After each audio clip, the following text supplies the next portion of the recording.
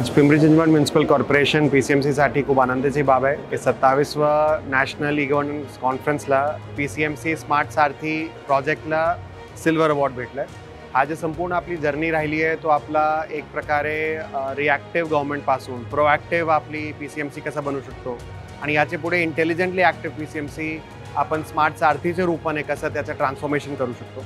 याच्यामध्ये आपली सुरुवात पीसीएमसीचे सर्व्हिस डिलिव्हरी त्याचे सोबतच जे आपला सारथी 14-15 पासून सुरू आहे त्याला स्मार्ट सारथीमध्ये कन्वर्ट करून ग्रीव्हन्सेसला स्मार्ट सारथीचे मार्फत करणे।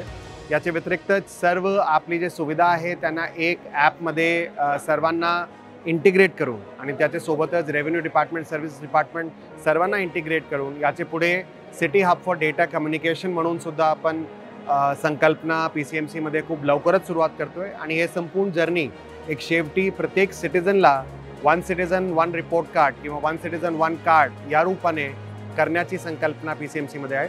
पण आजचा आपला संपूर्ण पीसीएमसीच्यासाठी विशेषतः याच्यामध्ये मी आभार डेफिनेटली आपलं हार्डीकर सरांचे पासून हे संपूर्ण आपली जर्नी सुरुवात झाली। नंतर राजेश पाटील सरांनी टेक ओव्हर केला।